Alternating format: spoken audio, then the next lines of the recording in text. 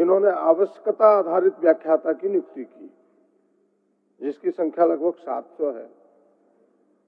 हमने कहा है कि भाई उसको आपकी जब कमी है ही तो उन्हें अस्थायीकरण किया जाए। मेरे विचार ये है। और उनकी जो बहालियां हुई है अध्यक्ष महोदय, सारे नियमों के सारे अहर्ताओं को पूरा करते हुए हुआ है।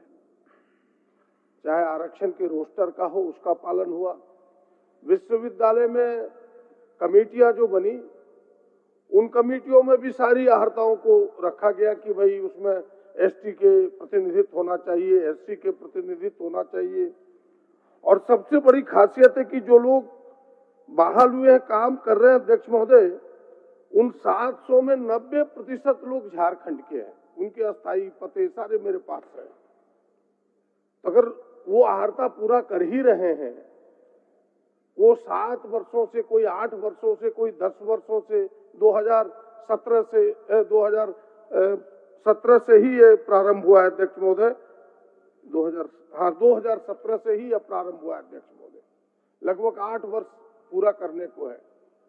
तो हम चाहेंगे कि सरकार जब कह रही है कि हम बहालियां करने वाले हैं, हमने भेज दिया है जेपीएससी को, तो फिर इससे ऐतराज क्यों? जब ये 8 वर्ष का एक्सपीरियंस भी होल्ड करता है, ये पहले से योग्यता रखते हैं, सारी अहर्ताएं पूरी करते हैं, तो इनका अस्थायीकरण करने में क्या दिक्कत है, ये हमें सरकार बताए। माननीय मंत्री जी। वरिष्ठ सदस्य का प्रश्न आया, ये बुनियादी तौर पर एकदम ये नीतिगत फैसला है। तात्कालिक जरूरतों में जेपीएससी को दी गई अधियाचना के विरुद्ध नियुक्तियों में हो रही देरी के चलते सरकारों ने विभिन्न अवसरों पर अनुबंध कर्मियों के माध्यम से व्यवस्था के संचालन का प्रयास किया है। यह भी वही था। माननीय सदस्य ने बिल्कुल सही कहा, 700 लोग लगभग इसमें कार्यरत हैं।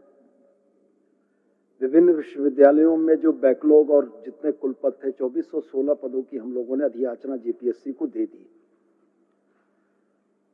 मान्यवर, एक स्टेप या एक कदम प्रेसिडेंस बनता है आने वाले समय के लिए।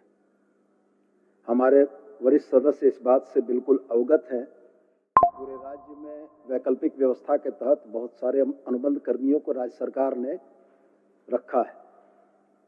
एक संवर्ग के लिए सरकार यदि यह निर्णय करती है कि उनके समायोजन की प्रक्रिया हो, तो हमको लगता है ये उचित नहीं होगा। एक स्वस्थ प्रतिस्पर्धा से प्रतिभागियों के चयन की जो व्यवस्था है, उस व्यवस्था में समायोजन उसके लिए घातक होगा। हम माननीय सदस्य की चिंता से बिल्कुल सहमत हैं और हम सदन के माध्यम से माननीय सदस्य को इस बात के लिए आश्वस्त करना चाहेंगे कि 8 वर्षों के उनके कार्यकाल के अनुभव व्यर्थ न जाएं।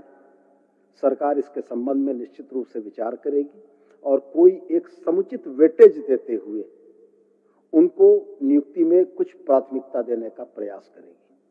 अध्यक्ष महोदय,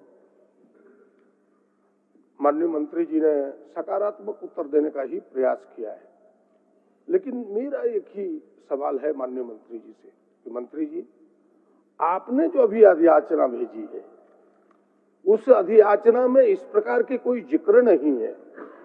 तो एक बार बहाली की प्रक्रिया अगर प्रारंभ हो जाए और फिर हम शर्तों में यदि चेंज करें, डिफरेंसेस करें, बदलाव करें, तो कोई न कोई व्यक्ति न्यायालय के दरवाजे को खटखटाएगा और फिर जो हम वेटेज उन्हें देना चाहते हैं वो वही ड्रॉप हो जाएगा, वही गिर जाएगा। तो मेरा आग्रह होगा कि सरकार एक पहले निर्णय ले। मेरे पास अध्यक्ष महोदय ऐसा नहीं है कि इस राज्य में लोगों को समायोजित नहीं किया गया। कई उदाहरण इस राज्य में भी है, नर्सेस को समायोजन किए गए, हमारे पास उदाहरण। और मेरे पास अध्यक्ष महोदय लगभग 5 राज्यों की चीजें मेरे पास है अध्यक्ष महोदय, जिन राज्यों में इनको जहां जहां जैसे हरियाणा, हिमाचल प्रदेश, राजस्थान में तो अध्यक्ष महोदय 5 वर्षों में उन्हें 20 अंक देकर के सारे लोगों को एडजस्टमेंट किया गया। हिमाचल प्रदेश ने तो सीधे निर्णय लिया कि भाई इन्होंने 7 वर्षों से सेवा दी है और सारी चीज को फुलफिल करता है, तो फिर उसको समायोजित क्यों न करें। हरियाणा ने भी किया, आपके मिजोरम ने किया, कई प्रदेश है जिन प्रदेशों के उदाहरण मेरे पास है। और हमें लगता है कि यहाँ भी कोई ऐतराज नहीं होना चाहिए। उदाहरण ये बनेगा कि भाई जिन लोगों की सेवा आपने ली, अभी हाल के दिनों में एक लेक्चरर जो आपके ये नीड बेस्ड लेक्चरर थे, उनकी मृत्यु हो गई। अध्यक्ष महोदय, अखबारों की सुर्खियों में आया कि सारे लोगों ने चंदा करके उन्हें मदद किया। अब इस प्रकार कोई 8 वर्षों तक अपनी सेवा दे और राज्य को सेवा दे, राज्य के छात्रों को सेवा दे, इस शिक्षा में सेवा दे और उसका समायोजन हम ना करें तो फिर उनके साथ अन्याय होगा। इसलिए सरकार को मानवीय तौर पर और इस व्यवस्था को ध्यान में रखते हुए समायोजन की दिशा में कदम बढ़ाना चाहिए और उनको समायोजित करनी चाहिए। आप दूसरे लोगों को भी लीजिएगा, वो भी तो वही आने वाले हैं कि भाई नेट पास होंगे और फिर पीएचडी होंगे। ये तो नेट पीएचडी होल्डर हैं ही पहले से आपके, ये तो एमएससी हैं ही अध्यक्ष महोदय। इसलिए इतने उदाहरण हमारे पास पड़े हुए हैं। सरकार से आग्रह होगा कि समायोजन के दिशा में प्रयास करे और वेटेज दे। तो आज सरकार घोषणा करे कि भाई हम इतना वेटेज देंगे कि सारे अधिकांश लोग समायोजित हो जाएंगे, वरना कई लोग तो उम्र सीमा भी पार कर रहे हैं। तमाम चीजों को ध्यान में रखते हुए सरकार अपने सकारात्मक उत्तर को पटल पर रखे, यही मेरा विनम्र आग्रह। माननीय मंत्री जी,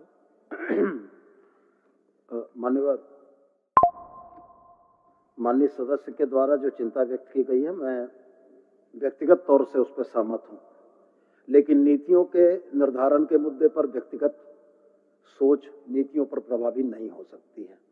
सरकार की नीति स्पष्ट तौर पर यह है कि स्वस्थ प्रतिस्पर्धा के तहत उच्च गुणवत्ता के लोग शिक्षण या पठन पाठन के कार्य में अगर आते हैं तो स्वस्थ प्रतिस्पर्धा को रोका नहीं जाना चाहिए। माननीय सदस्य की जो यह चिंता है कि अधियाचना दी जा चुकी है, तो मैं माननीय सदस्य को यह अवगत कराना चाहूंगा कि अधियाचना भेजी गई है। विज्ञापन प्रकाशन से पूर्व सरकार किसी भी नियम को या नीति को परिवर्तित करने की क्षमता रखती है। मैं उनकी इस बात से बिल्कुल सहमत हूं। दो चीजों पर मैं आपके माध्यम से उनको आश्वस्त करना चाहूंगा। पहला तो उनके प्रतिवर्ष सेवा की अवधि के अनुभव को वेटेज में परिवर्तित करने पर, और दूसरा, यदि उम्र सीमा के वजह से उनके प्रतियोगी परीक्षाओं में भाग लेने के मसले बाधित होते हैं तो वैसी स्थिति में हम लोग सहानुभूति पूर्वक पर्टिकुलर इन 700 प्रतिभागियों के लिए उम्र सीमा में छांट करने का भी कुछ न कुछ प्रस्ताव लाएंगे। तो मैं समझता हूं कि माननीय सदस्य सरकार के इस लिबरल एटीट्यूड से संतुष्ट होंगे और इसके बाद सरकार को अपना काम करने देंगे कि वेटेज क्या होगा, उम्र सीमा के छांट करने की प्रक्रिया क्या होगी।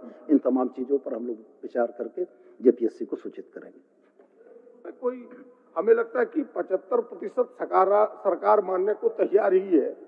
25% और थोड़ा सा अगर चले जाए तो